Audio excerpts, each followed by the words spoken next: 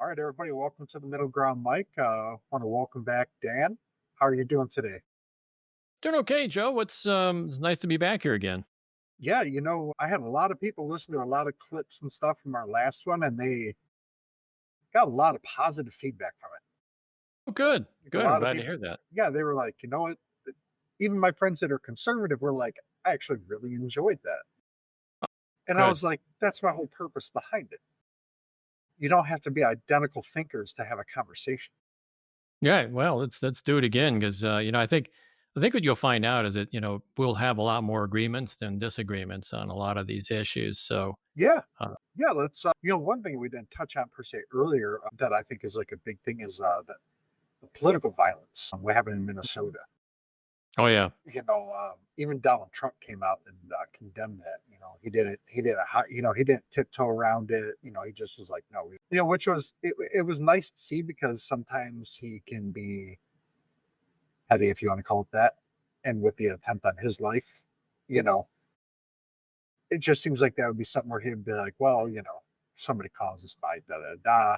It's what he tends to say. So I was very I'll say pleased, but it was nice to see, okay, hey, this was truly about what happened to these people and not about the well, yeah. I'm gonna draw a line here, though, because I think to a large degree, many of the Republicans are clutching their pearls over this thing, yeah.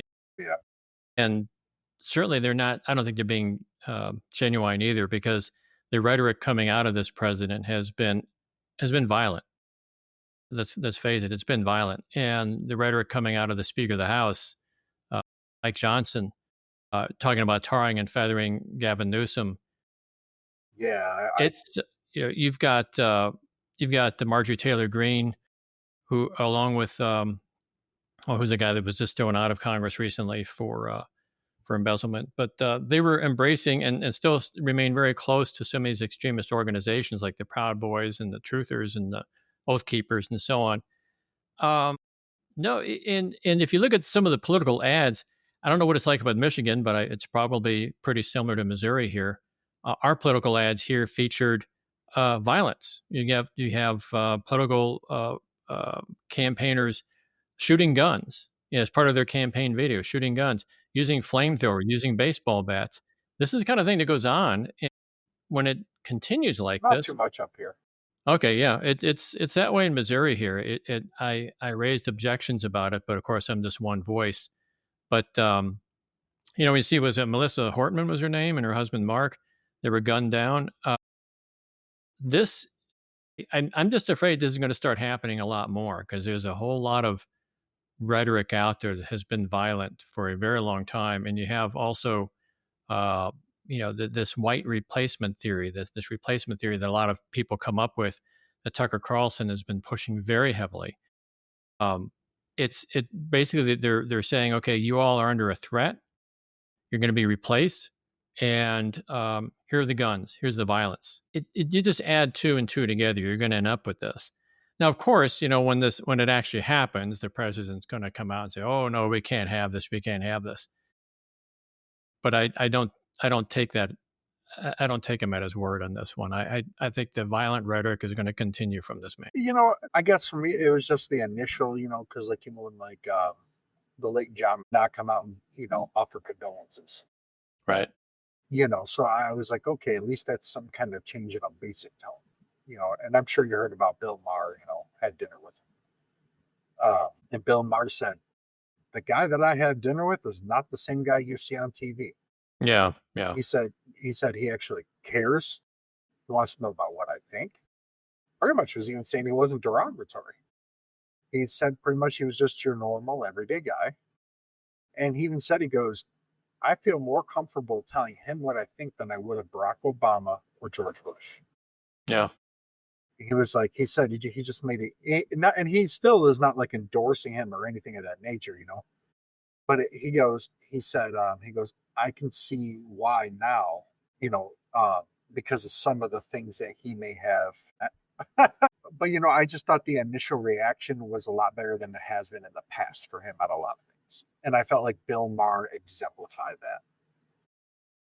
Yeah. You know, and that was like, I don't think during Trump's first term he would have had dinner with somebody like Bill Maher. Well, there's a difference between the persona that people project and what they are in personal life. Yeah, I've never gotten to know Trump on a personal basis. Would I take that opportunity? Yeah, probably to see what it's like, see if I have that same Bill Maher experience. But that's really it's all kind of moot, and it doesn't really apply because what really matters is what he says and the policies that he's trying to promote and what he says to the public, especially like I talked about with amplifying the violent rhetoric. That's unacceptable. And I, No, I I don't care agree. how good of a guy he is in person. If we could sit down and have a beer together, fine. But there's a difference. There's a difference between being personally amicable and actually going out in public and being just Yeah, vile. that is. I had seen a video about a lot of things Trump had done, for people, right? They had never like went out and like made a big deal about, or hey, look at me, look what I did for people. And then I'm like, why don't you present this side of you to the public? Because I think it would be ironic. Because if he did, I feel like the guy would be insanely more popular. I would argue with that too because I think that he knows he's look. This guy's smart. Don't don't Yeah, yeah, he's don't not dumb. underestimate him. He's not very smart in in areas. I think he's just not very curious about certain things. But when it comes to publicity and Yeah, gaining he knows this. marketing control, the guy's a genius. And that's what he does. And so he's speaking to the Republican Party exactly what a lot of people in the Republican Party want to hear. He listened to what happened when in 2008, or I should say 2009, right after Barack Obama took the presidency. Within a month, who was at the Tea Party took off and they started this rhetoric, this I said the replacement theory rhetoric, and I think when it came to what was at the election in 2016 when Jeb Bush was running, he was running a classic campaign. He was running a classic Republican campaign where he took note of all the mistakes the Republicans made up to that point in terms of not connecting with the people. And if you recall, some of the campaign messages had to deal with making amends with minorities and advocating for a path to citizenship, just like his brother George W. Bush did.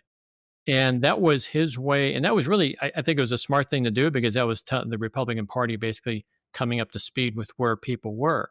But by that time, though, that the Tea Party, which had now merged with the Republican Party, would have none of that. During the time that Jeb Bush is doing this, Republicans all across the states, the state governors, were all switching over to a more radical, extremist side of republicanism based on, let's face it, it's all based on white supremacy. And it took hold. And Trump saw what Jeb was doing. And I think he made a prudent decision. And I'm not saying it was the right decision, but he made a prudent decision and said, that's not where the Republicans want to go. They want to go in this other direction here. They want to feel threatened. They want to be able to kick out the immigrants and so on. I mean, all the vile things that he says and does now. He's saying what the people want to hear. So, yeah, on a personal level, maybe he's a great guy. I don't know. But on the public level, boy, oh boy, he knows what he's doing and he knows how to stir up the crowd and he knows how Oh to yeah, get he things does. done. So that's where I have to draw the line. Yeah, on a personal level, maybe he's good. I don't know. When he talked Yeah, about the Central Park Five, I have my doubts though. But yeah. It was just some of the things that Bill Maher had said. But like I think Bill Maher said he took a sheet of paper with all the insults Trump ever tweeted or whatever about him. And he said Trump laughed and smiled and signed it and gave it back to him. yeah, well, he wants And to I prove was that like, he's human, right? Maybe he is yeah, human after all. Who knows, right? I just thought I was like, oh man, I was like, okay, I was like, I can live with that one. But yeah, switching gears a little bit. I don't know if you've heard some of the other stuff I posted, but I've been a very big critic of the strike on Iran. I've been a huge critic of it's Israel's business, really, not mine, right? But some people, I guess, if you want to call it, Trump's kind of come out and pretty much told Benjamin Netanyahu he's full of it recently. But it kind of felt like it was like kind of like what Saudi Arabia had alluded to the media is that we were becoming Benjamin Netanyahu's puppet. Yeah, In a way, we were doing his bidding. And I get where like I don't blame Israel for what they did in the aftermath of that attack when it first happened that in that I think it was October 7th, 2024, I mean 2023, right? Uh, and I get that, right? Justified, maybe to the level where it's at now, though. No, now I think it's just trying to take a nuclear bomb doing that. And it's going, okay, the world didn't really step in and say too much when it first happened because you were justified in feeling and doing what you did to a degree. But after what you're fighting people who can't fight you. I mean, I don't know if genocide's the right word. It can definitely be attributed that way depending how you listen to the rhetoric. But Netanyahu's a dangerous man. And I'm not saying that because he's Jewish. I'm not being anti Semitic. Him as a politician is a dangerous, there's a lot of uh, there's a lot of protests about the things he's doing inside of Israel. They don't put that part on the media. You know what I mean? Because that just wouldn't serve, well, let's be honest, it wouldn't serve a lot of our politicians, Democrat and Republican, who I don't want to say like serve Israel's interests, but they tend to be friends of Israel. Well, yeah, don't underestimate the power of APAC, American Israeli Political Action Committee. I think that's what that stands for. They come in with a lot of money and they have a lot of influence over the politicians here. And money speaks in this country. Unfortunately, money speaks. What I take objection to is, and I agree with you about this genocide thing. And I notice that you talked about the fact that it's gone too far. We teeter on the edge of being labeled as anti-Semitic just by saying that. Yes. It was like when Barack Obama was president and people would criticize him to say, "Oh, you're just anti-black." Well, it has nothing to do with it, right? I mean, the guy, I personally, have a lot of criticisms of Obama, a lot, but none of it has to do with his skin color. It's just a lot of it has to do with his incompetence. But you can't be critical of Israel these days without being painted as anti-Semitic. Yes. And what's really weird about this whole thing, as you cited, is there's a whole lot of Jewish people that are on our side. They look at this whole thing as genocide as well. So to me, Yeah. that's proof that this is not an anti-Semitic thing. It's like depending how you want to look at the rhetoric, it's borderline right there. I mean, the definition, it just depends who you listen to. Yeah. Um, but to be fair, when a lot of like AOCs of the world, they came out and they're like, "Oh, president doesn't have authority. We need to impeach him." All right, let's put the brakes on. What he did, presidents in this country have been doing for a long time now. And it is. Do I know if it's law or not? No, but I know a lot of things in that aspect have been brought up before the Supreme Court, and the Supreme Court has said, and believe what the president, it's either 30 or 60 days they can issue certain military actions and limited strikes. Mm-hmm. It's like, like let's focus on the things that he does do wrong. Yeah. And not sit there, because let's say 20 years from now, there's some nut job somewhere. And I'm sorry, but our congressional leaders don't act with any sense of urgency. They Right. sure aren't going to get out of bed in the middle of the night to stop something. So I think that the president does need a limited ability to do things like that. I just don't think Iran was the right choice. Yeah, I'm ambivalent about that. I mean, I go back and forth on it because in the wrong hands, it can be extremely dangerous. And I think we're seeing that case right now where we might have just kicked the hornet's nest here. Yeah, And who knows what's going to happen. I'm looking at this in the long term, 20, 30 years from now, our children and our grandchildren are going to be looking at this thing saying, why did you guys do this? Because now we've got terrorism. Why do these Iranians hate us? Well, we've given them quite a few reasons to hate us. well, every president we've had, as far as I can think of, has done some sort of reaction against the Iranians. Nobody in the United States has really tried to truly, truly build a bridge with Iran. Yeah, that's true. Political speak, they do. They'll kind of just be, oh well, yeah. And I'm sitting there thinking, well, if Trump can make nice with Kim Jong Un, maybe he can get the Ayatollah to come to the table, at least, Yeah.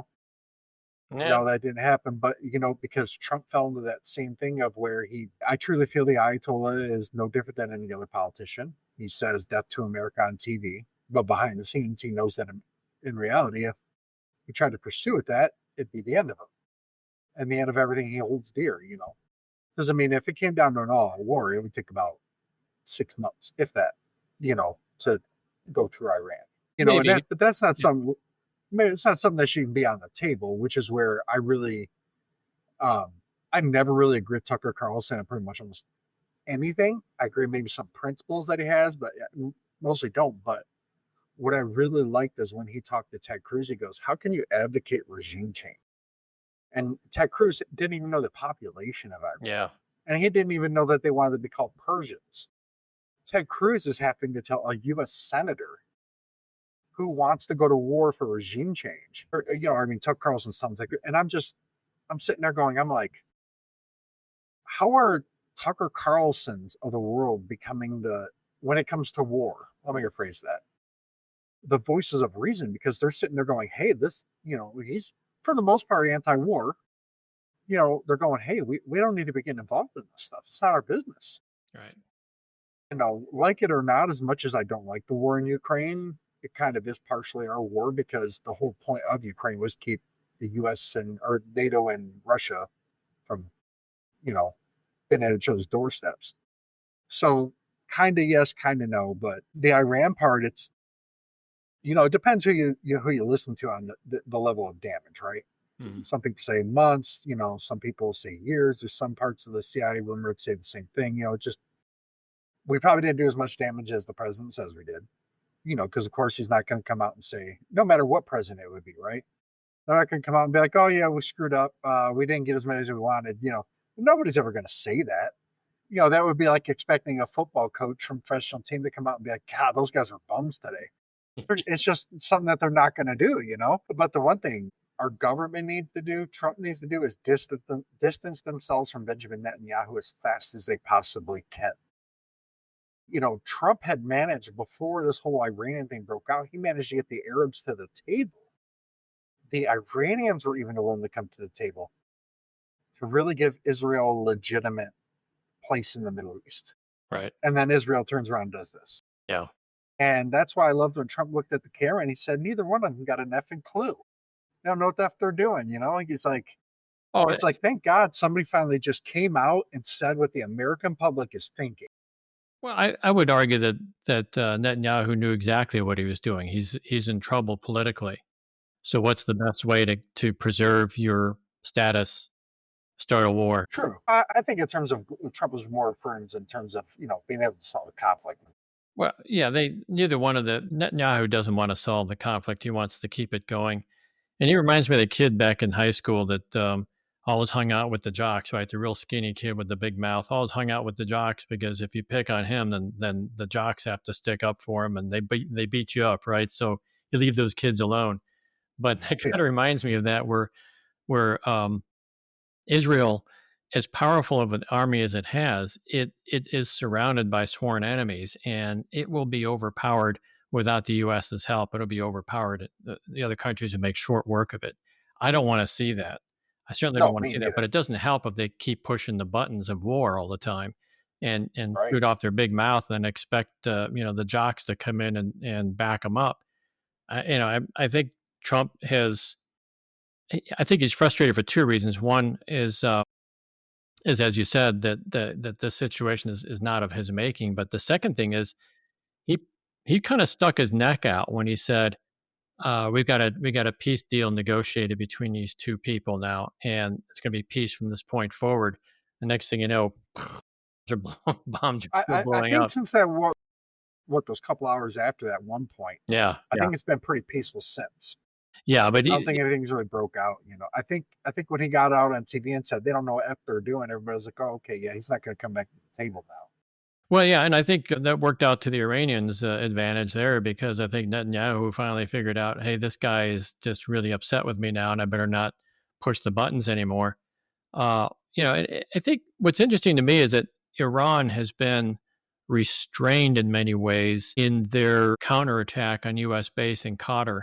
They pretty much gave warning that it was coming, and I mean, Yes, there's a lot of conspiracy theories out there that said even Trump knew about it. I don't know if that's true or not. they probably both did save face. Yeah, that's what I'm saying. They're just trying to save face. They're trying to show restraint, and they got to do something, right? So they got to do something within like 48 hours. Otherwise, they're not saving face. So I get that, and the fact that U.S. military apparently there was no deaths or anything like that. So Yeah, I think that what surprises me about Iran is they're pretty pragmatic.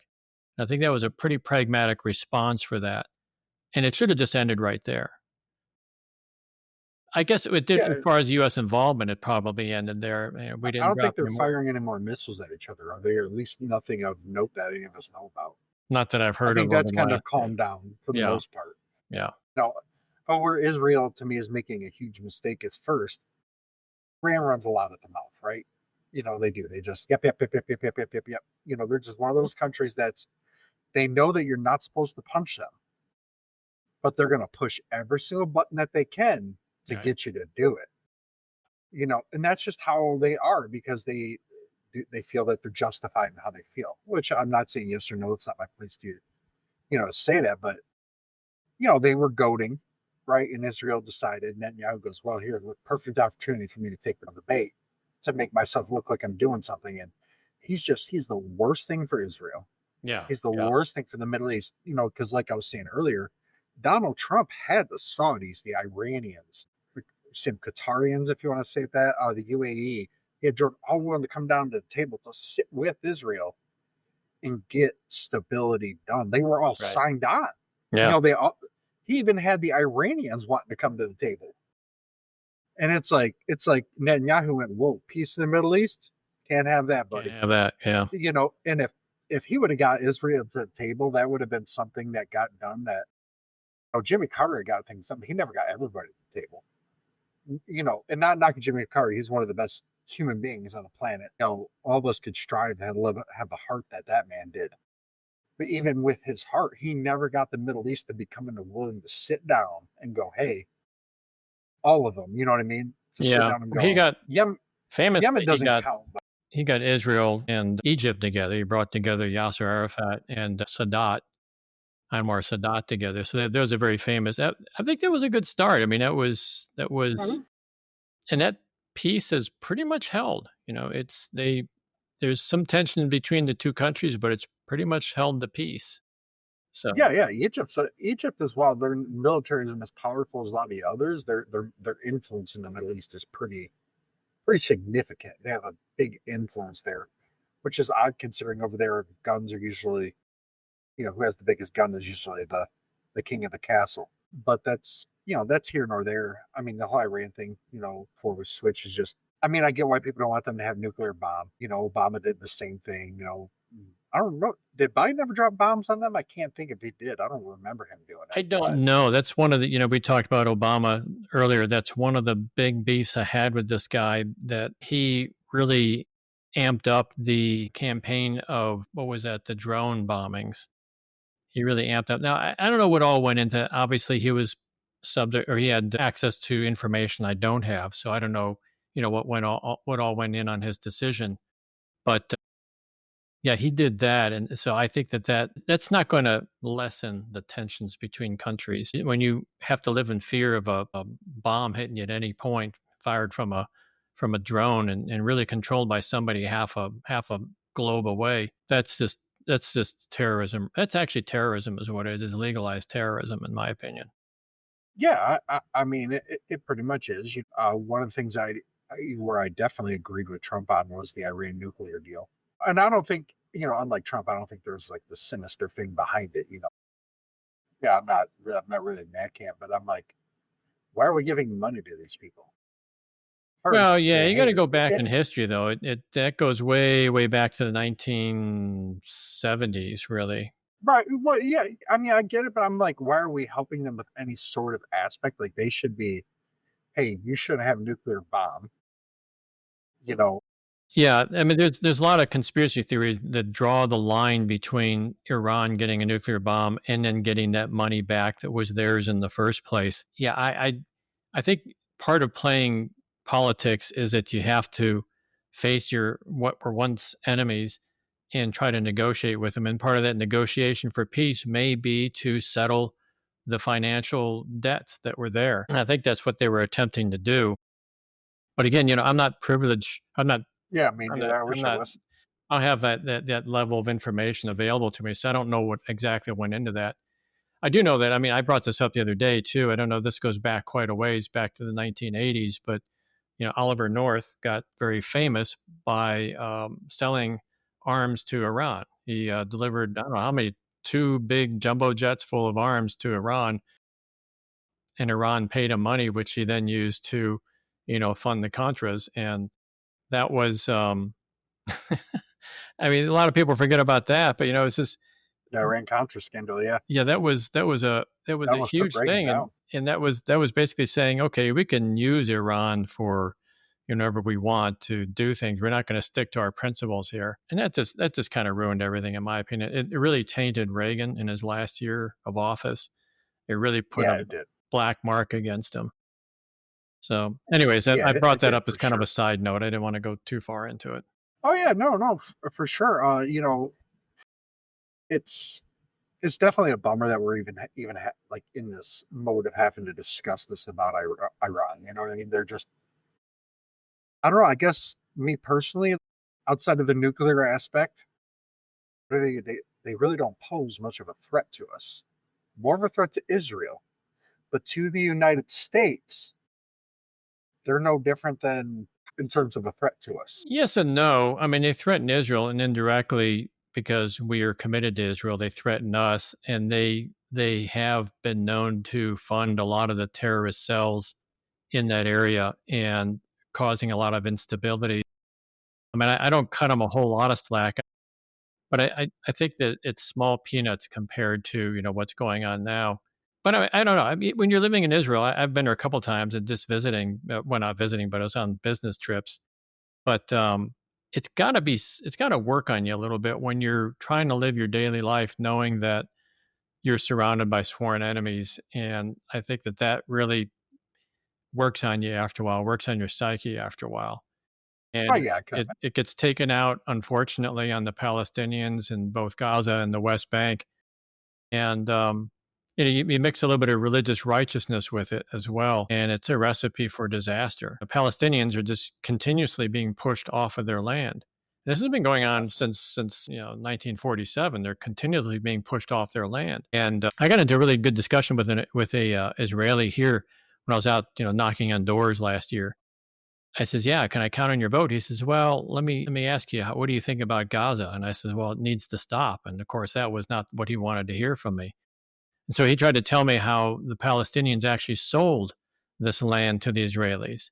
And so they don't really have any rights to it anymore.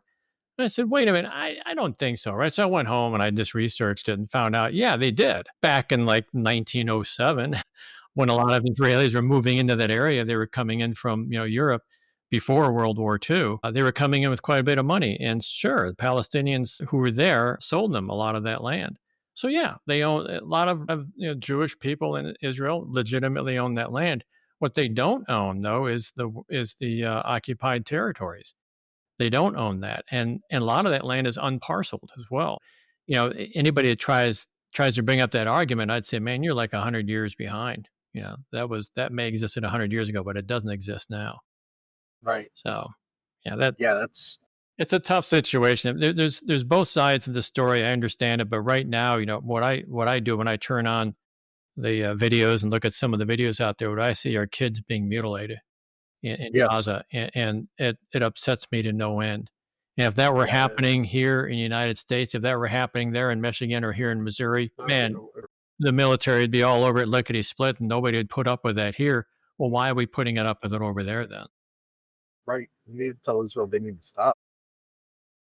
I get Israel's position on, there probably is a lot of terrorists that are using their children to hide behind in hospitals. I'm not going to argue that because that's surely what a lot of those groups do. But at the same time, you're also killing more innocent people than you are terrorists. And these kids are going to remember what's happening to their mom and dad or what happens to them. And then when they grow up, they're going to remember that Israel did it and we funded it. And I'm not arguing that, a lot of these terrorists are terrible people. But at some point, we have to go, are we making the problem worse? And it's like, what is Israel getting out of furthering this conflict? I guess, I don't live there, right? So I'll probably never know the full like, complexities of it. But Gaza, it's not like Gaza has all these crazy resources or all this stuff. Like at this point, it just seems like it's more of a political or a posturing than it is anything else. Well, before the bombing started, Gaza was actually pretty rich in terms of its culture, and it actually had lots of universities there, and some top universities as well. So, I mean, there was what they with what little they had, they made quite a bit out of it. I was going to go back to one thing you talked about. Terrorists are terrible people, but I would say terrorists aren't born terrorists. Terrorists are manufactured, True. and they're Yes. manufactured, and that's why that's another reason. Go back to Obama doing his bombing campaign through drones. Yeah, you hit the target, but you also take out about 10 or 15 people around the target, some of which are kids being maimed or killed, or parents being killed or maimed. You've just now, yeah, you may have taken out one terrorist, but now you just manufactured five more. And Right. that's the terrible thing about this war. Yeah, you say, Israel is killing children, but yet they have the right to defend themselves. So, you know, how do you deal with a culture that hides behind their own children? And I'd say they got you somewhat over a barrel, but I would say it's time to begin negotiating, because I don't think that there's any other solution other than getting kids killed. There's no other Yeah. solution. Yeah. I mean, like I had said, when it first happened, I mean, who could argue that, right? If somebody would have done something like that to our citizens in one of our towns, we'd all reacted the same way. Israel had every right to go in there when it first happened, every right. But to me, it's kind of one of those things where go in, do what you got to do. Now it's time to go home. It's time. It's time to go back home. A little fact for you too: if you total up all the Palestinians that were killed in the West Bank and Gaza prior to October 7th, it ends up being a higher number than the number of Jewish people that were killed on October 7th. And but what happens? It happens in onesies and twosies, right? The Palestinian settlers, I mean, the Israeli settlers go out into Palestinian territory and kill a Palestinian or something. This doesn't even make the news here, but it accumulates over 10 years, right? And so you end up, after 10 years, you end up with more dead bodies. And I don't want to go back to like Vietnam where we're counting bodies or anything like that. But if you want to put any sort of a price on a human life, it's pretty asymmetric. It was asymmetric before October 7th, and it's really asymmetric now. Yeah, it's it's an unfortunate situation. I mean, Yeah. my hearts go It's out to those folks. it's if I were there, I mean, if I had anything to say with it, I would just say, okay, let's talk. Yeah, They got their representative Cotter, go to Cotter and start talking and say, look, ceasefire, let the food in, for God's sakes, let the kids eat, and let's talk. yeah. And I mean, there's no harm in it. Letting them talk. But it's that's above my pay grade. Unfortunately, I wish I you had and me more both. influence. It's really easy to sit here and say this. We're safe, several thousand miles away. We're safe. I get that. But changing topics to obviously my probably favorite topic ever is the RFK thing, and how I always kind of feel like and there's always a lot to disagree with the man on, but came out with the insurance, and hey, we're essentially taking it to them to a degree with pre-authorizations. Now, it's not everything is going to be automatic, Mhm. but as long as it's like something that's a common practice, you have certain things, boom, boom, boom. I think they're probably going to use AI. They didn't say that, but I mean, it's really about the only way you can make it automatic. Is they're probably going to do something along those lines. And I have an HMO now, but prior to this year, I had a PPO with my employer. I had the well, they call it the executive plan, but it went from several years ago, $120 paycheck to $400 paycheck now for that. And I was like, you know what? I don't use it enough to justify it, but it was nice because the deductible was only $250. Right. And for private insurance, that's crazy. And it was, ER visit, $20. So, but now that I have HMO, when I had to get a shot in my knee, yeah, I partially torn my meniscus. And they're like, well, we don't really like cutting it open until either A, it completely tears, or B, it gets to a point where you can't walk because of your age or younger. And Mhm. they said it's just one of those things you got to keep going back once they cut it open. But it took like 3 weeks before I could go in and see the orthopedic surgeon to get that shot and all that, because I had to wait for the authorization. Insurance was like, well, your doctor didn't code this completely correct or that, and then it was and a lot of what RFK went after is just kind of eliminating that process and just going, if it's a broken ankle, it's a broken ankle. You shouldn't need to worry about if the I's dotted or not. You know what I mean? If your doctor can clearly establish, boom, boom, boom, this is what it is, there should be no issue. And like I had said, Dr. Oz said is, hey, this is people are getting violent about this stuff. We have to address the problem. And I felt like, it's like, okay, hey, RFK he's one of those guys where like or not like him, he's doing some things that are actually going to benefit people. Mhm. To me, this whole thing that he's doing with the authorization, something that's kind of been a Democratic item for, Democrats wanting to go after those type of issues for my whole life. And I think this is the first time I can ever say, because I don't feel like Obamacare did anything to address insurance. All it did was give him a blank check. And I'm not knocking Obamacare because I get the purpose behind it, but to me, it didn't actually address the problem. It shifted the problem to the government instead of to Yeah, the people. it didn't go after the cost. Yeah, the insurance company still made a buttload of money on it, really. Well, yeah, yeah. All Obamacare did is go, okay, Blue Cross, how much do you want for 100 million people? All right, here you go. There was no, why do you keep raising your insurance rates 30% every year? People aren't making enough claims there's not enough claims out there. There we go. There's not enough claims out there to justify a 30% increase, compared to what they're bringing in. Yeah, I'm sure there's situations where it is, right? I'm sure you can, find years or cherry pick the data to get, oh, look, yeah, this year. But, my employer had taught me that, their rates get decided on how much they pull out versus how much they put in. And that's and I'm like, man, I'm like, it just doesn't make sense. First, most of these insurance companies are supposed to be nonprofits. A Yeah, Blue Cross is supposed to be a nonprofit. I mean, it's supposed to be. When a supposed to be nonprofit clears a couple $1 billion in revenue after expenses, I call that a profit. They can change the word however they want to change it, but yeah, you're profiting off of people, and you could have easily went back and turned that back into lower premiums. right. Well, And they don't. I think the last time we talked about this, it was was that observation was we pay over $12,000 per person per year for all medical related things. That's insurance, co-pays that you pay, everything on down the line. Whereas the next closest, I haven't looked up the numbers since last time we talked. It's been a while since I looked at them, but the next closest country is somewhere around $8,000. We are an outlier. We are way, way over what other countries Oh yeah. pay. We're about twice of what Canada pays. And yeah, I mean, I get, I don't know exactly what RFK is doing in this area, but if he's trying to address this, I'd say more power to him from this for doing that. I'm against him on a whole lot of other things. The problem is how you go about it is really a difficult thing because if you look at who's getting money from insurance companies, who's getting all that campaign money, it's people on both sides of the aisle, quite honestly. Oh yeah. And he said that when he was going on the hearings and people were coming after him. He said that to both Republicans and Democrats. He goes, well, that's funny because he had all the receipts. He goes, that's funny because you took X amount of dollars from Right. them. Right. And he said, so you're coming over here telling me that I don't care, or that I'm per se, quote unquote, anti vax all the way, right?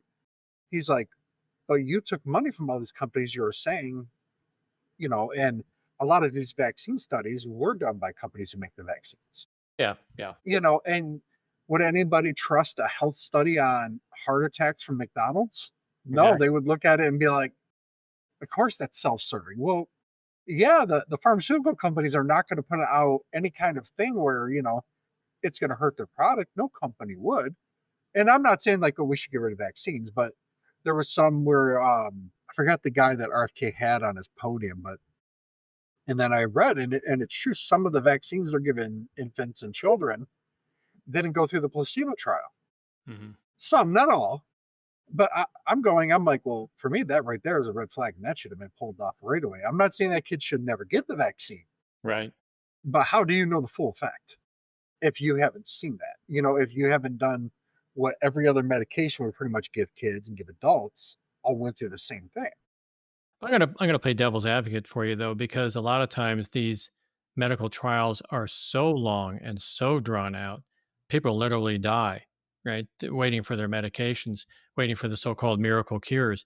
Like a year after you die, suddenly the cure comes out. They're doing some wonderful things with cancer treatment these days. But so I think that the trials in some cases should go a little faster, especially when someone's dealing with a terminal illness. The trials should go a little bit faster. They should be able to experiment with people with their permission.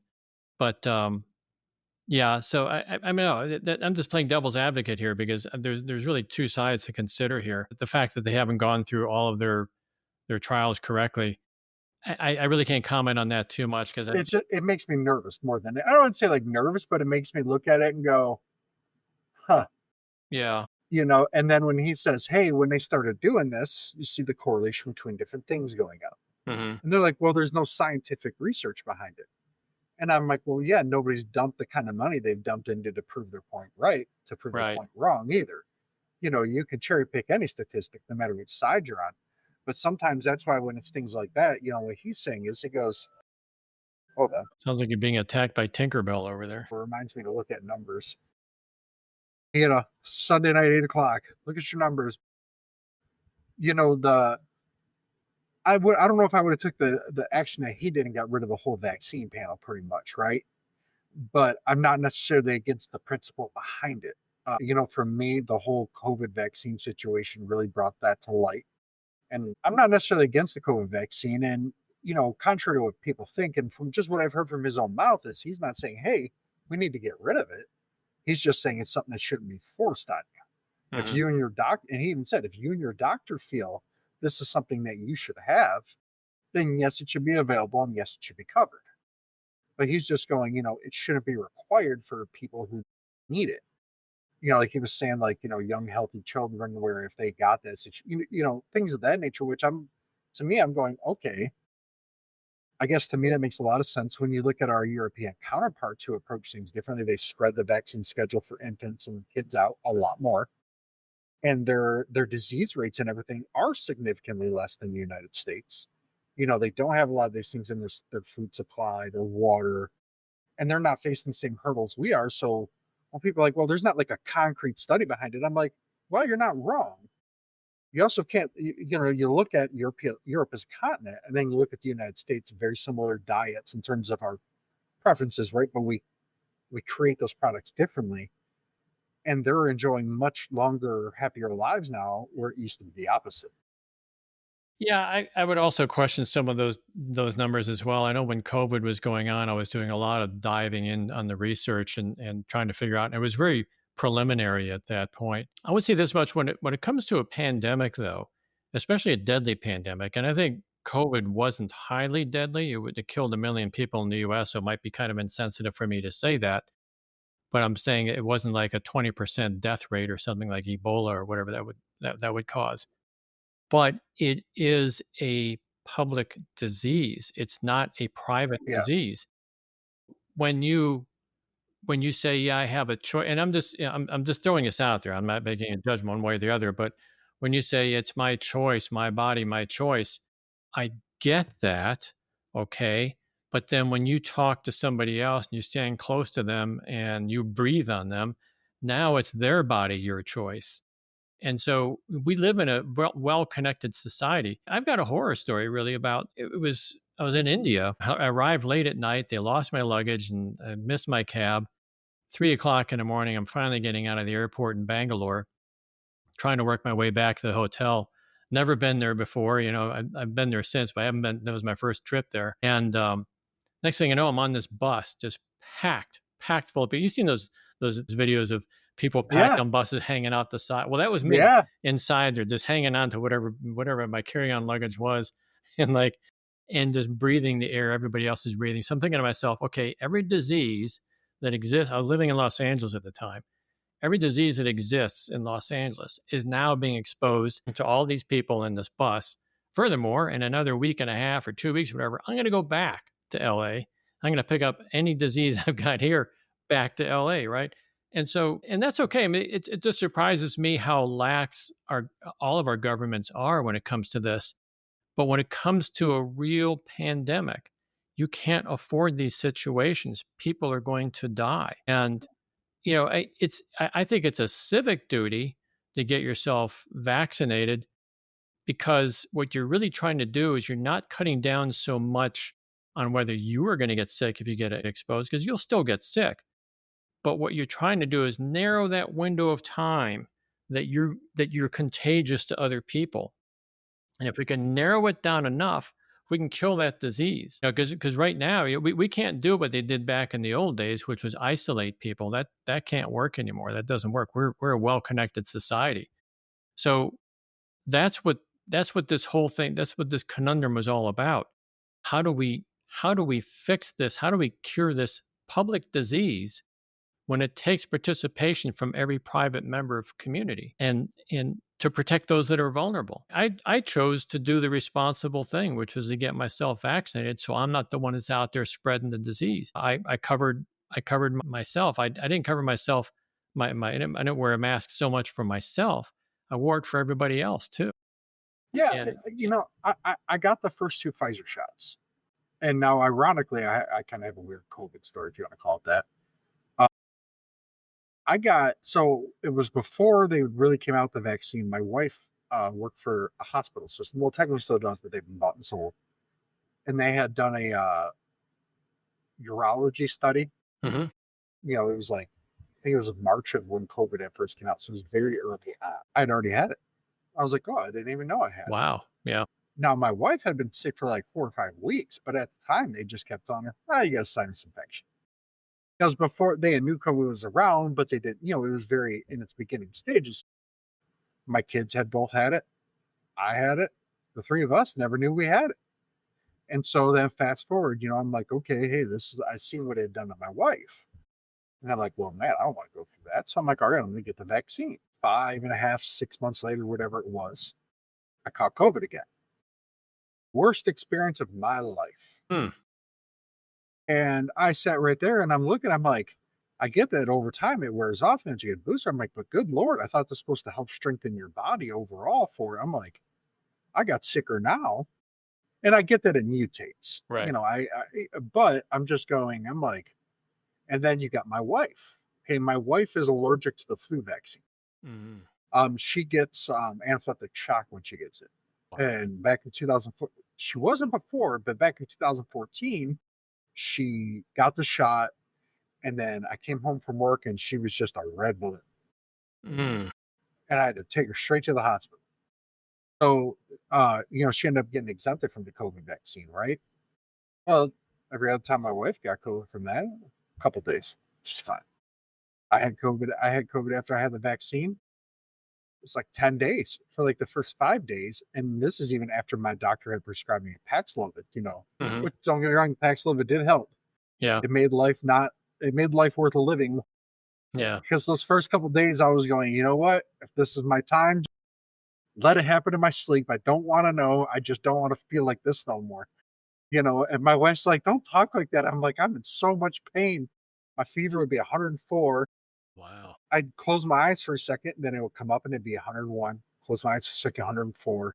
Like it Wow. was just, Yeah. and so finally I called my doctor and I'm like, man, I was like, I know you said that the vaccine would help me. I was like, I'm not blaming you, but I was like, but I'm not taking another one of those shots again. I was like, what I had seen my wife, go through, and then my kids. We had got my 15-year-old the one shot for COVID. And then when he seen what I went through after, he was like, I don't want that. It was weird. And I'm not like, I get why a lot of people got it. You know what I mean? And I was even, hey, okay, I think this is a good thing to get, right? Because even President Trump at the time was, hey, this is something you should do. But I guess, for me, at least when you get the flu vaccine, and it's good for a year, but if you get the flu vaccine, it at least makes the flu not as bad. That's the whole idea behind it, right? It doesn't And the kill you. COVID vaccine doesn't, it's not as effective as the flu vaccine. And I think that's where, and then plus people go, the flu vaccines kind of, people are iffy about it because it doesn't work as effective as pretty much every other vaccine they give you. Hmm. It's like a temporary protection. And then they look at COVID and they're like, you're telling me you want me to keep getting it more often and more often and more often. And then they're going, and then you hear, hey, the pharmaceuticals got a 75-year exemption. And they're going, plus one is not equaling two in this situation. Something's not right. And I don't know if it is or not, right? Because I know there's a lot of people like my mom had it, zero issues with it. She's had COVID a couple times since then. Nothing big. But me, and that's why I think where I guess I fall in line with the RFK line, right? Where it's like, hey, if this isn't for you, that's okay. You know what I mean? But at the same time, you also got to recognize if that's not for you and another COVID breaks out, you're going to be stuck in your house. Oh, everybody else in that Right. situation, I would say it's fair game. Yeah. Because I, You're still looking at it. You're still taking responsibility for it, though, right? I mean, if you do get infected, the instant you know you're infected is shut off all contact with yeah, anybody else, right? Yeah. yeah, that was hard for my kids when I was locked in our bedroom for 10 days. My 6-year old's technically autistic, right? But he's like, how come I can't go in and see dad? How Yeah. come I can't Yeah. go in and see dad? And But eventually, I just moved out to the garage. you're taking you're taking a responsible approach to it, and I think most people do. There are a lot of people out there that didn't take responsibility for it. Oh yeah, no, and they did it to prove a point. Yeah, and they did it to prove a point, and they're out there spreading it. We have a very politician here, Vicky Hartzler, who used to be the U.S. Congress member from Missouri's 5th district, I think it was. Well, she and her husband were anti-vaxxers, and they were going out not changing their lifestyle at all during COVID. And this was even after the vaccine came out. I think the vaccine came out in end of 2020, I think it was. This is like halfway through 2021. Well, they both got COVID, and she got pretty sick, but her husband ended up dying from it. And it's on one hand I feel bad, but she on the other hand, it's like, she had some comments online. She said, "Oh, my husband was taken from me, and God didn't answer my prayers," or something to that effect. And I'm like, "Well, God did answer your prayer. It's called the vaccine, right? And you may still have died even if you've taken the vaccine. Chances are you would have lived, though. Your husband would have lived." And so, to me, it's too stubborn for their own good. And Yeah, I don't like to some see people, that yeah, kind of stuff, and I don't like to see people getting infected and then intentionally going out there and just pretending like life is business as usual when they're going out there and infecting other people who maybe, like your wife, can't take the vaccine. So, that limits their freedom as well. So, there's some civic responsibility that comes into this, but I also agree that, I think some of the sentiment you would probably agree with too, that we completely blew this whole thing. We were yeah, completely big time. unprepared for handling it as not only as Yeah, a society, but as a government. We were completely yeah. unprepared to handle it. Clinton said it, Bush said it, Obama said it. All three presidents said, "Yeah, if something happens, we're we're not prepared." And I know people have conspiracy theories about it, but it seems like in human history, every 100 to 150 years or so, there's some new like disease that comes out.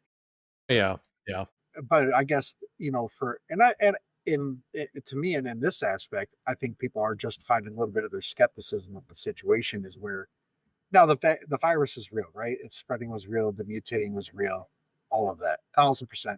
I very rarely find even conservatives who are anti-vaxxers that vape wasn't real. A lot of them do, or a lot of people are.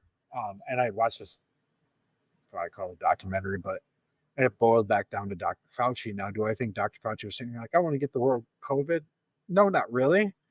But when you start following the money trail from him, and he benefited a yeah, lot, and yeah, everybody, and they had banned that kind of testing in the United States.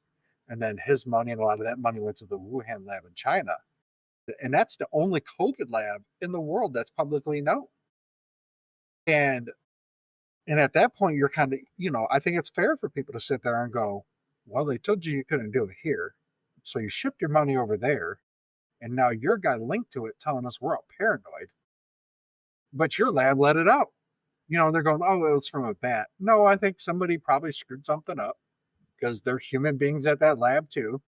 That or maybe they were trying to do some kind of experiment with people, but I think it got out and it got out of control. And at that point, everybody was just kind of like, I don't know which way it's going. And they were just like, let's hope for the best. And I truly believe that after I started looking up, because I believe we banned that kind of testing in what, the 80s or 90s, that's when that kind of really started getting phased out here. With the with, viruses and developing things like that. And then it's like magic. They were showing like Fauci's money and like how his public donations go, right? All they kind of started funneling right towards Wuhan, China. Yeah, it's. You ever read The Stand from Stephen King? You should read it. It's about this exact scenario where a lab in the United States. He wrote this back in like the early '80s. I read it back then. It was one of the best Stephen King books I read. But it deals exactly with that. A lab that's experimenting, a super flu virus escapes and literally just wipes out 98% of the population. So that's what Stephen King writes about that. And he puts a lot of other weird stuff in there as Stephen King is prone to do. But that book, when I read that, it got me very interested in this topic and very interested in how viruses take hold and how they spread. Having a research lab like that, like Wuhan has, it's kind of a damned if you do and damned if you don't sort of thing, because there are a lot of viruses out there that we haven't even discovered yet. That's buried deep back in the jungles of Thailand or whatever. And as soon as we start penetrating into that area with society, people are going to catch it. There's Ebola vaccines in Africa as well, that occasionally these things break out from the jungle. And, we're going to be prepared to handle them. So if you don't research these viruses, these things are going to wipe you out quickly.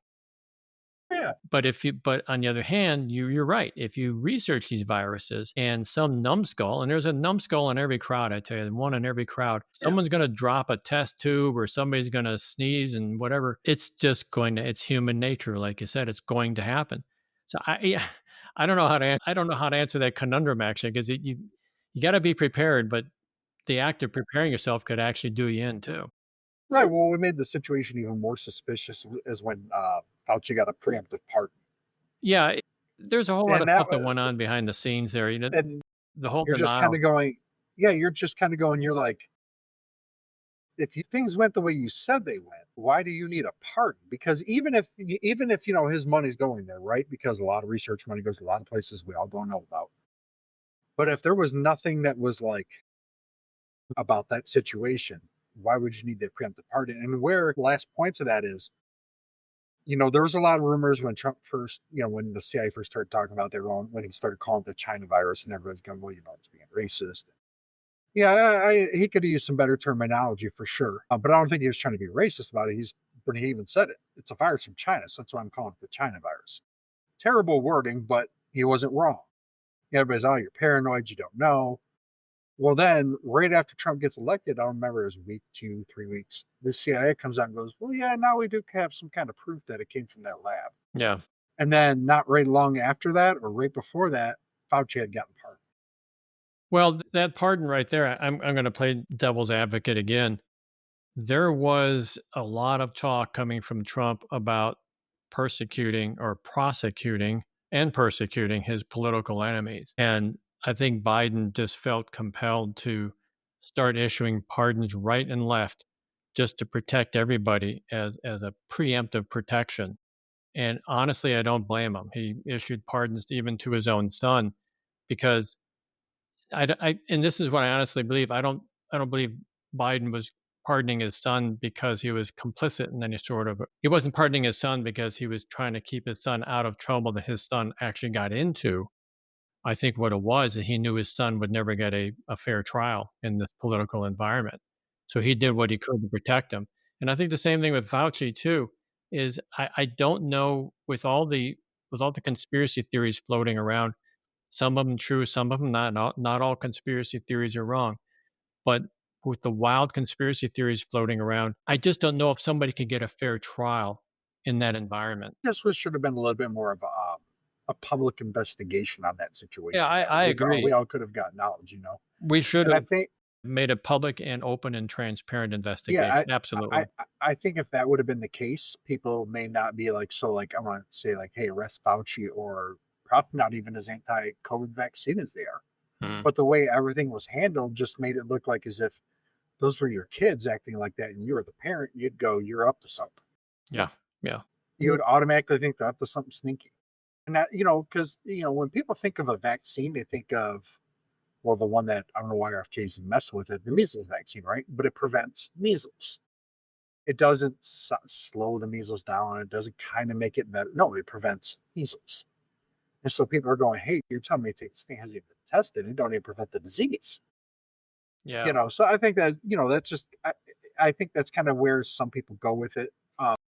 But I think that's just a very rudimentary way of looking at it.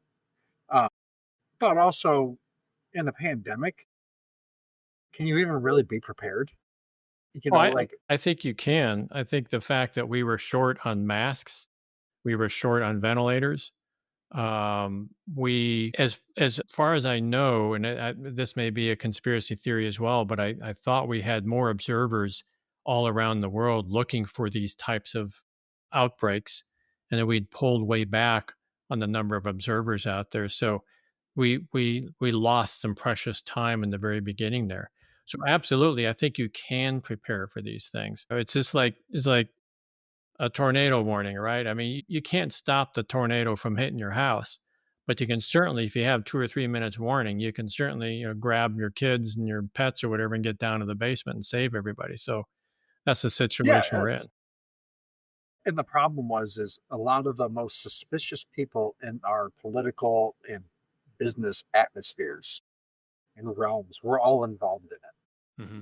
And it wasn't like it was, let's say, what happened under Obama or under Bush, or under Clinton or Reagan, where it'd have been, hey, let's all try to do the right thing. We're going to march to the beat of the same drum. It was chaos. Nobody trusted, Well, especially that's once, yeah. I mean, Fauci, even before that, didn't really have a very good reputation among a lot of circles. He did within certain government research circles, but I didn't know this because, to be honest, before that, I had no idea who the man was. hmm But before that, he had, there was some suspicion surrounding him in certain areas, more conspiracy, but, the 80s and the whole AIDS thing, that made people kind of go, hey, why is this guy even in a position of power? The AIDS thing right there to me, once I learned about that, I'm going, why? He should have never even been in that spot to begin with after that. right. When you're dealing with people's lives and you do that and you pretty much shrug your shoulders off at it, you should never be in a position to affect people like that again. And I feel like, and I'm not blaming that on any politician or any party. I think that was an error in judgment big time on whoever put that man in that spot. I don't think they did it with bad intentions. I had somebody once tell me, he's definitely a conservative, but he said, "Where there's smoke, there's fire." Yeah, there's smoke. Yes, that may be true. There's fire, but you don't know where that fire is. You just see the smoke. I mean, it doesn't mean that your conspiracy theory is correct just because you see the smoke. But you hit upon something there, which I wanted to touch on that a bit because and this may be taking us in a slightly different direction. But you use the word trust there, and that's something that has been lost between the citizens and their government. And I think that that was an intentional thing. And Mhm. I remember when Reagan was first elected. Yes, I voted for him. It was 1980. His inaugural address in 1981, he said, and this is a very famous line, I'm sure you've heard it, the government isn't the solution to our problem, the government is the problem. And that kicked off a series of cascading events that undermined people's trust in their government. And it's at an all-time low at this point. So even if the government would have appointed a special blue ribbon panel to investigate Fauci, there is so little trust in our government at this point that even if these people did a great job and were transparent about it, there'd be a whole lot of people out there saying, no, no, no, he's wrong. He's wrong. Where there's smoke, there's fire. I know the fire is burning over here, not over there. You can't function like this. I'm sorry, but you just can't, a government can't function like this. So the government, I think, needs to take another attitude and say, look, we will earn your trust. Okay. Don't give it to us. We must earn it every single day. But don't go around saying the government isn't the solution to the problem. The government is the problem. No, oftentimes the government is the solution to the problem. In the case of the pandemic, yeah, I think we screwed the pooch on that one. But it's not because there weren't smart people in charge. It's because a lot of people didn't trust the government to begin with. A lot of projects were underfunded or not funded at all. As I said, the masks weren't there, the ventilators weren't there, the messaging wasn't there. All this stuff, we just let it go, right? We knew the Spanish flu hit 100 years ago, but we just sort of forgot about that. This all comes down to trust and people really learning to demand trust from their government, and the government learning how to earn the trust of the people. We gotta rebuild that trust. Yeah, yeah. I mean, trust is everything, and I mean that's how our currency works. We have a fiat system. Yeah, You know, exactly. it works in trust in it. And if people don't believe in it, which I mean, sometimes they do, sometimes they don't. Currently, it just depends on the day and which way our current president, flicks the switch. Yeah. That kind of really it really impacts that. But the trust. I think Reagan's what spurred his position. He was kind of like that before he ran for president, but Watergate Hmm. really pushed that. Certain failures in the Carter administration that the public did, like the Iran situation. There's some other small things in there, right? And then the economy, right? Everybody just kind of viewed as, hey, man, we're getting taxed to high heavens and we ain't got nothing to show for it. So America at the time just seems like from news. Obviously, I wasn't, involved in any of that, but it just kind of seems like, you got the Vietnam situation what really started killing the trust in the government. And then you have Watergate. And then you have the Iran scandal. So that like that was just like it was like a boom, boom, boom. And then you got somebody going up there, hey, I hate to tell everybody, but these guys are the problem, Yeah. Yeah. and people were like, well, yeah, when you kind of step back and look at it, they are, and to a degree, he wasn't wrong. Right. But it goes back to what I've always said about the 17th Amendment. We wouldn't be in this situation if our senators were appointed and not elected. The interests and the problems that our states have, like California, Michigan, we're what they call donor states, right? And we have different interests. It would just be more represented at the federal level, where right now is, the governor of your state essentially has to go into the president's office and sit there and play, I would say lapdog, but please, Mr. President, represent us. Whereas the whole point of the Senate was that was the group that was supposed to do that, to function like that, so you didn't have these situations. I don't think we'd be $38 trillion in debt if we had a Senate that was accountable to the states, because the states don't want a weak economy. They don't want a massive deficit. They don't want our currency floundering and not being the reserve for like the states would be like, hey, whoa, whoa, whoa, whoa, whoa, we got a problem here. This is hurting all of us. Hmm. And I don't think you've just seen the decline in manufacturing, the decline in the middle class, if the Senate would have had the power, because the Senate would go, hey, they were supposed to serve as like, the yin and the yang to the House, Right. and where public sentiment didn't just whip it all up and get things going like it kind of does now. And, all that stuff's important, but, I could probably get on. I'm just I'll say staunch opposition, but I definitely have my issues with the 17th Amendment. 17th Amendment, I could write a book on why I opposed that. I get why it was passed. At the time it made a lot of sense, but now with how our society sits now and how, if you sniff the wrong way, you got about 9 people whistleblowing on you. Yeah. I feel like it's an outdated amendment. Yeah, I don't know. I think that the amendment had a pretty good basis on it, but honestly, I haven't looked into it enough to really comment intelligently about it. But I personally, as a citizen, I feel better when I can vote for my senator rather than having my representative vote for my senator. And I get why it was set up that way, from the Constitution originally. But these days, I just I just feel more comfortable being more in No, I control of things. There's a whole lot of things about this, about the structure of our Constitution that have kind of messed us up and really made it possible for minority rule in this country. And one of them is the way they set up the senators. Another one is the electoral system for president. Just to make a joke about this, it's that if you live in California and you want to vote 3 times for president, you can do it. You can do it legally. All you have to do is move to Wyoming, because your vote in Wyoming, because Wyoming only has, they have less than, I think they have like somewhere around 600 to 650,000 people. You get 3 electoral votes. But if you work out the math, uh, California has what, 2 electoral votes, somewhere in that area. Um, Divide that by the population, you find out that people in Wyoming have 3 times the voting power as people in California. when it comes to Yeah, which is why presidential the elections. Republicans go after the rural states. Yeah, so it's that's why sometimes people make the argument that real estate can vote. You see these maps out there that say, well, here's the red territory and here's the blue territory, and the blue territories are like little dots where all the cities are, and the red territory is Yeah. all that open land where nobody lives anyways. But so it's like, okay, the argument there is that real estate votes, which it does to some degree. Oh, That well, yeah. I don't think that's right, but In the last election, it seemed like a good chunk of the country, and even minorities at that, a lot shifted towards the right. Like even in California, it's shifted more right than it has been probably since the Reagan well, times. it's the Overton window. I think that somebody I was talking to somebody yesterday. I was representing the Democrats in a fair here, and he said the Overton window has shifted. He said the Democrats today are where the Republicans were back in the 1980s, and I haven't given that much thought, but on the surface, it sounded pretty good. I have to give it more thought to really agree with that, but it's a good observation, though, nevertheless.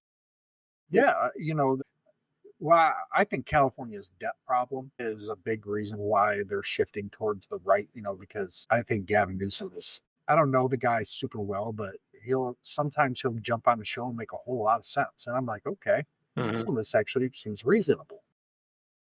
But then the next day he'll come out in a press conference and he'll say the most crazy thing that he's ever said before, and I'm like, so are you center left or are you left left? Well, I could say the same thing Because about Trump. Every time I listen to the guy, he's oh yeah, no, different. no, it's for sure. Well, I had kind of thought, I don't know how you are, like, with the sports thing, right? Like I have zero. I don't think there needs to be any laws against transgenders. Nothing of that. Zero issue with LGBT.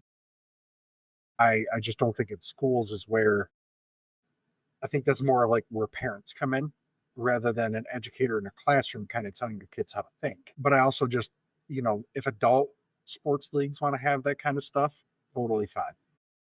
But I just don't think we should be having the sex war or gender identification war inside of public institutions. Well, there's a reason for that, and you're right. There is I'm the same way as you. I don't.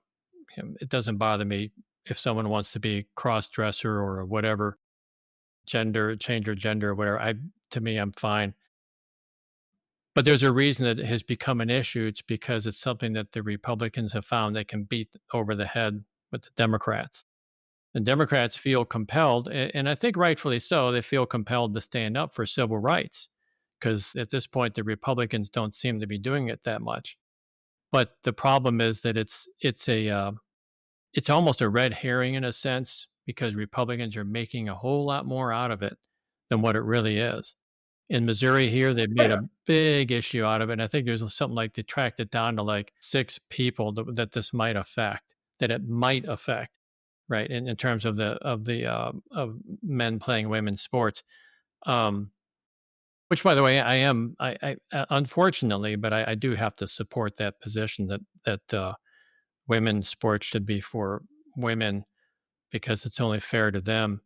And it's also in agreement with, I think I mentioned this before, Title IX, the Title IX regulations that were written under the Biden administration also says that on page 1270, if anyone's interested, also agrees with that. But again, it's a big thing for the people that are directly affected. I agree with that. And I think they should get at least a sympathetic ear. But overall, it's not a big issue.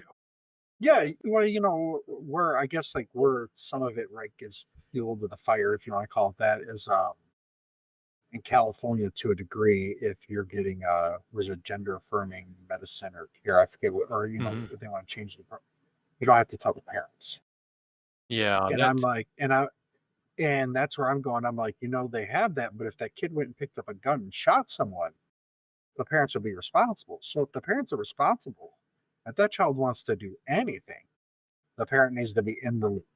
yeah, And that's where, in California, is generally when it comes to things on this issue are generally on like the way extreme side a lot of times. yeah, Like they take everything to the, kind of like Texas is quote unquote known to take everything far to the right. yeah. California takes everything far to the left. They're kind of like the experiments for both parties, if you want to call it that. And I guess where like when Gavin Newsom kind of came out, and he was seemed like he was going a little bit more center on it. You know, he was like, okay, and then the very next day he's like, just kidding. Yeah. You know, and I was like, this guy's full of it, you know, just like when they were like, well, you know, they tried to act like they had no idea LA wasn't going to have enough water for a fire. Oh, well, you know, we didn't know when, you know, Trump and some other even Democrats in California were going, yeah, you did. We were telling you weren't going to have enough water for a while. The federal government was telling you this. Your own state government was telling you this. And you just chose to do nothing about it. The city nor the governor, they all just kind of sat on their hands. And it was what, for one or two species of fish that they probably could have saved regardless, you know. And you know, I don't know. I'm sure you can slice that cheesecake and go, well, it's justified, not justified. But you know, in any situation where there's going to be a metropolis, certain things in nature are going to be affected. Certain things are going to get moved, right? So could they have relocated those fish to a different type of situation? I don't know. But I know at some point you got to go, is this two little species fish that's unique to right here? Mm-hmm. Is that worth killing, or, you know, putting all, not killing, but putting all these people in this situation, right? So, and I feel like rather than coming to a middle spot going, okay, well, we don't want to eliminate these fish, you know, from existence. So let's do X, Y, and Z. You know, we've relocated animals before and they flourished. You know, the gray wolf in Michigan, case in point. Yeah, I think that But you've we run the risk of oversimplifying it, because then to do that type of a program, then you would need to, I'm just thinking out loud here, but you would need to have cooperation from the public as well as a bag of money to do this, because you have to study these fish to make sure that you know you can relocate them and let them stay there for a couple of seasons to make sure that they're that they're thriving and so on. That takes time and it takes money. And, you know, the budgets for these states are usually cut down to the bone to begin with. So it would be really hard. What that would mean is that the governor would have to go to the state legislature and say, please give us money for this. The state legislature might say, well, we'd like to give money to something else. We have some other priorities here. So it's like I say, we can talk about it, but I think we run the risk of oversimplifying it. It may be simpler. I don't know, but I'm thinking out loud here that it isn't quite so simple as the governor saying, well, we'll worry about this later. I think he yeah, has yeah, given it more than just casual thought. I guess, you know, I think it just, the appearance of was is that they were sitting on their hands. I mean, especially the LA mayor. What, she went on a trip to Africa, and she knew when she was on her way there that that it was happening, and it's like, and you still went, Yeah. Yeah. like, oh, lady, please say you don't care without saying you don't care. I mean, do I truly feel in her heart she don't care? No, I don't think anybody in their right mind wouldn't care, right? But maybe the best way is saying, please say you're detached without saying that you're detached. You know, that means you're not in tune with what's going on in your own community. Well, that's the Ted Cruz. He went down to, was that, where was this? He went down to Mexico that one time. I forgot what the name of. My God, I know Ted Cruz. He's like one of the biggest jokes of a senator there is. But I mean, it's that sort of mentality, and I think a lot of politicians, fortunately, take that perspective on things when their constituents really need them. They're like, "Well, I'm just going to go take my vacation right now." And I think, you know, if you are a leader of any sort, uh, you may have to cancel your vacation, just like normal people have to cancel their vacation if something blows up at work. You know, we're all subject to that. So. There we go. Yeah, I mean, it's just kind of like when it boils down to it, folks like Ted Cruz, they're just, I don't want to say a stain on America, because that's definitely not the right word I'm trying to use, you know. Well, he's left over from the old days of the Tea Party. He's left over from that, Yeah, and he's still trying to remain relevant. but he doesn't represent MAGA, and he definitely doesn't represent traditional Yeah, Republicans. He's literally a man in a party that he's only there allowed to play in the same sandbox because he was already there yeah, yeah. when they arrived, you know. I mean, because he doesn't really fit in. Yeah. And I mean, Tucker Carlson politely told him as much. You know, like, I how are saw you that a U.S. interview. senator advocating regime change? You don't even know what's going on. Like, You should have pulled out a map and said, "Okay, now point at Iran on this map right here." Well, yeah, and when people I, touch me about Iran and stuff, I say, "Okay, what countries border Iran? Where is Iran? Is it in Central America or is it in the Mideast? Where is it?" You know, people. Yeah, you're right. I think Tucker Carlson was absolutely right to challenge Ted Cruz in such a way. And I'd have to It say, got I don't heated. agree with Tucker Carlson at all. But then again, a clock No, is me right neither. twice a day, too. Yeah, I mean, it was. I would have thought that maybe it was lip service, but you could definitely tell how uncomfortable Ted Cruz got real quick. And Tucker Carlson, he just got his face got dialed in. Yeah. He'd locked eyes, and his eyes would not move. Yeah.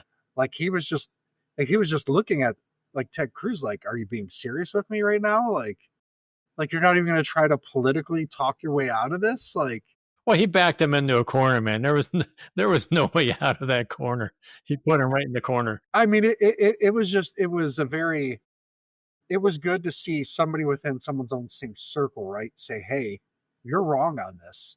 I'm not afraid to say you're wrong on this. And he even said at the end of it, he goes, I don't hate you, but you're wrong. And he goes, you're dead wrong, you know? And I'm like, we gotta be able to have two people in the same party. Be able to essentially, I mean, there'd have been a fist thrown in that interview. Yeah. It wouldn't have surprised me because it got tense. Well, this actually leads to another topic here, related topic, is that I don't think that a lot of the Republicans, and I know that the order came down for the Republican Party, is to not engage in things like town halls. And you're seeing the result of this, because I think if you go to a town hall and you let people ask the questions they're going to ask, you're going to learn very quickly what's on people's minds and whether or not you're doing the right thing. And I admire anybody that does go to town halls, but I think it's absolutely essential. So if Ted Cruz had been going to town halls and listening from some of his constituents, even the ones that disagree with him, he would have been prepared to answer that question. And he might have even changed his mind about the whole topic, but he wasn't prepared to answer that question precisely because it had never been asked of him before, and he never thought of it before because he's talking in an echo chamber all day long. Everybody says, "Yeah, let's attack Iraq. Let's attack Iraq. Yeah, yeah, let's keep doing it." And nobody even, I'm not Iraq, Iran. I mean, yeah, and nobody's arguing with him. So this is what you get. This is what you Yeah, no, we could go on all night about that. get. You know, gosh, Ted Cruz and Tucker Carlson, man, that's one that should be on a lot of memes down the road. You know, two best friends fighting. One's winning by a lot. Yeah, I mean, if he could have just took a baseball bat to the knees, that's pretty much what he did to him, right? If Ted Cruz runs for re-election after this, I will be very surprised because whoever runs against him in the primaries or on the opposite side of the aisle, they're going to use that interview against him. I mean, he signed his own political death warrant by not knowing what was going on. I wouldn't count him out yet. I mean, the guy, he's a slime ball, but he's a smart slime ball. He knows what he's doing, and he knows how to speak in a way that resonates with the people of Texas. So we'll see. We'll see. I never count people like this down because you can make the biggest mistakes in politics these days, and then like a couple of news cycles goes by, and people forget about it. It's no big deal anymore. Oh yeah, for sure. I mean, look what happened at January 6th. I know you may have some contentions about that, but people pretty much forgot about it. And it was Yeah, a significant thing. that's a whole. So, yeah, I don't want to open up that can of worms right there.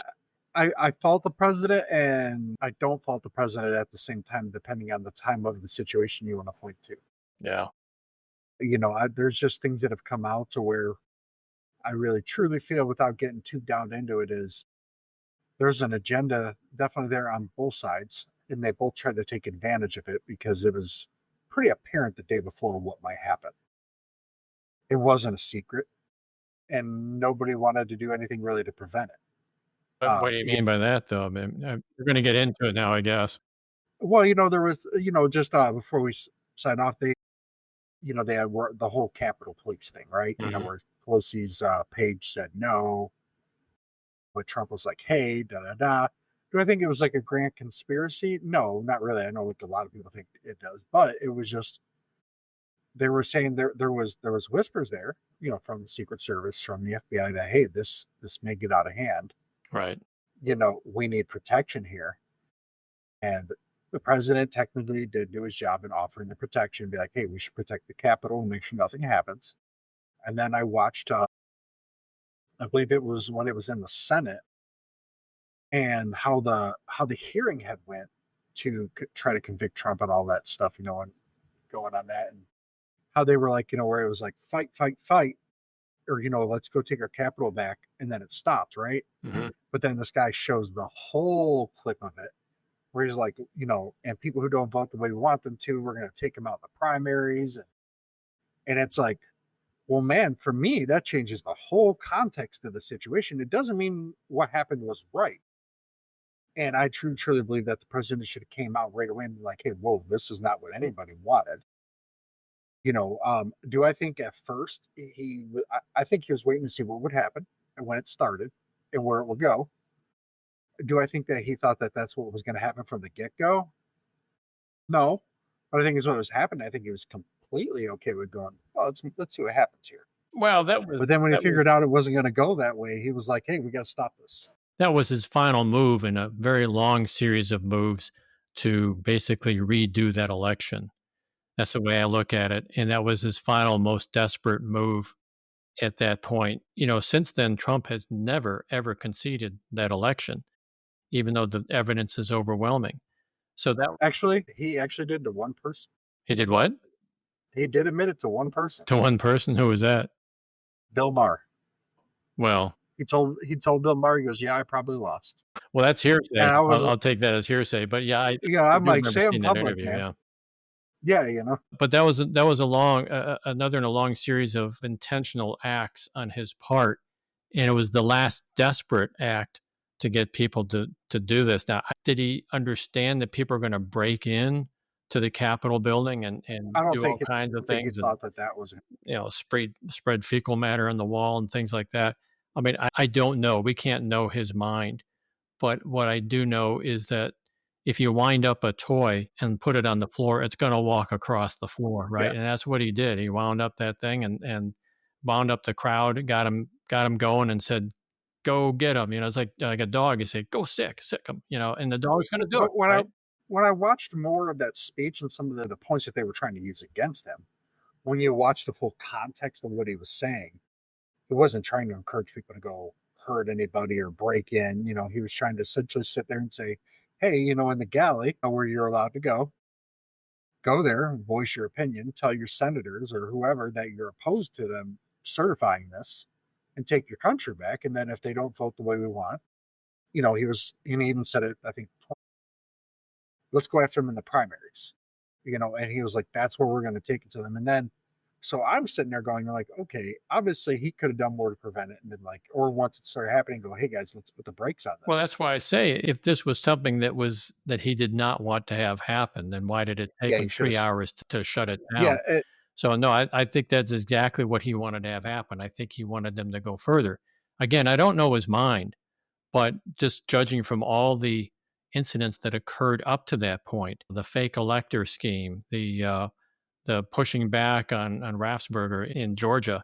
I mean, all these things line up, and leaning on Mike Pence at the very end there as well. but yeah, All these stars line up, so it's hard for me to believe that final moment when that final piece was to fall into place, that somehow or another, no, that piece was not intentional.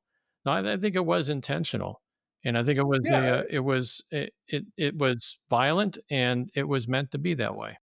I don't. Do you ever follow Stephen A. Smith? He was a big sports guy for a long time, commentator, and now he's kind of really dabbling into politics since the election time.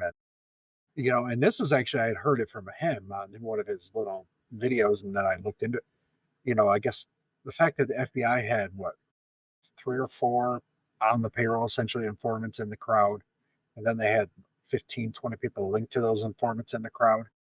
That definitely just, do I think the FBI was behind anything? No, not really. But I'm also kind of going, well, if you're with the FBI, how come they're not doing anything about it? If they're going to this degree to infiltrate this crowd, it just kind of makes me go, Well, yeah, it's one thing to I have don't an I don't think the informant. FBI fueled it or anything. I just feel like, if you're that, I feel like they had a duty to do more than they did.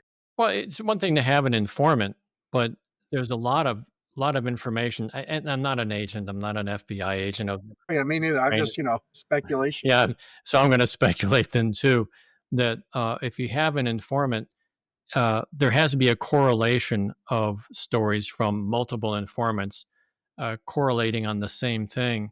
and things were moving pretty fast then. A lot of the people came into town the night before. Yeah, I have no doubt they have informants to this day. They probably have informants in the Proud Boys and the Oath Keepers and so on. But these are not enforcers. They're just informants. And they inform whenever they can break free.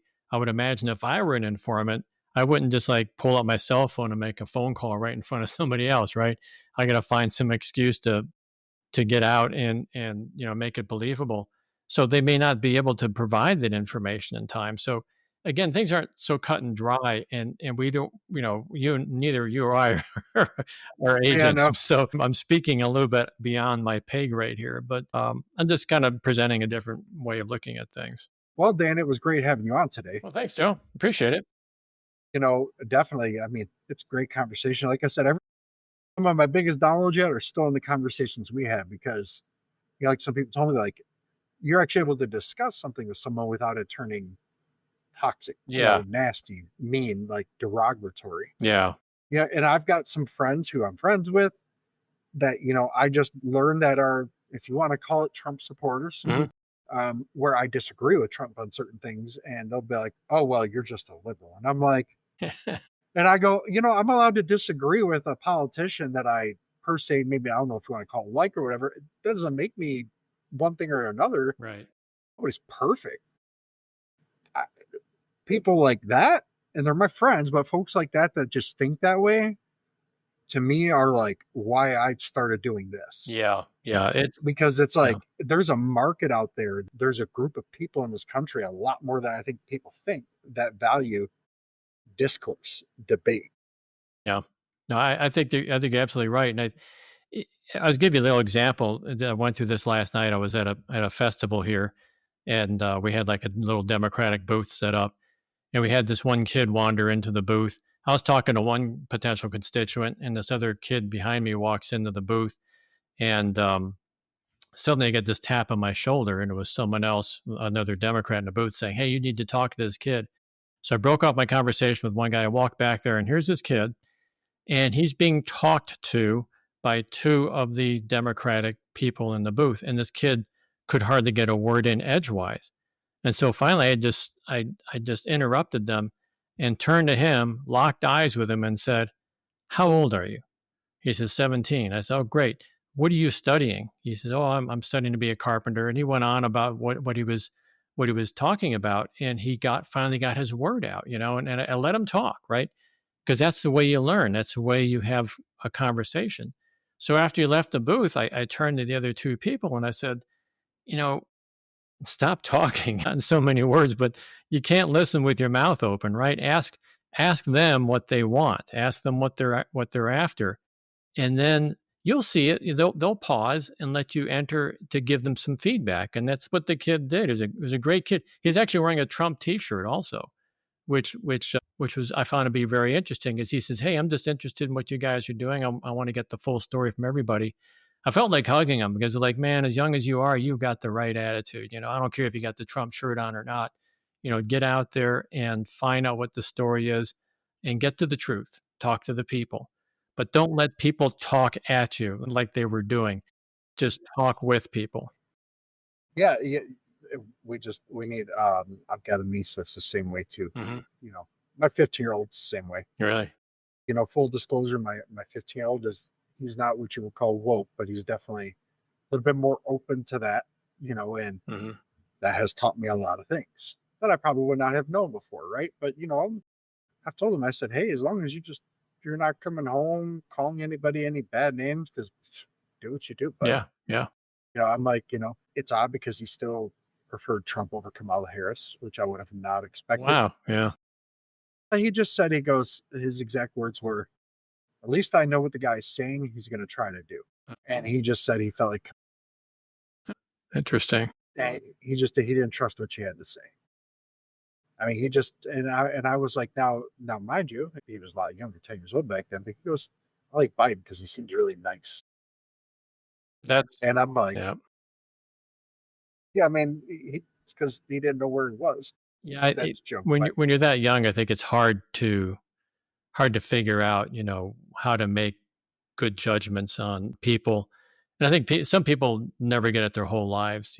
They'll say, "Oh, I like him because I like the way he looks." Like, okay, Gavin Newsom, yeah, he's a pretty handsome guy, but that's no reason to vote for him, right? You Yeah, got he just I think he just got good. I wouldn't say good vibes, but he just got like, yeah, well, at least I know what I'm getting. yeah, yeah. I'd say you really don't. I think is it your son? You said there was so he's right to not just outright trust politicians, and yeah, I get what he's saying about Kamala Harris, but on the other hand, Trump is notorious for telling a lot of fibs. So his are so blatant that maybe people just don't take him seriously. But No, I know a lot of people that voted for him. People are like, oh, he said this and this. They're just like, yeah, the guy's stuck out his butt.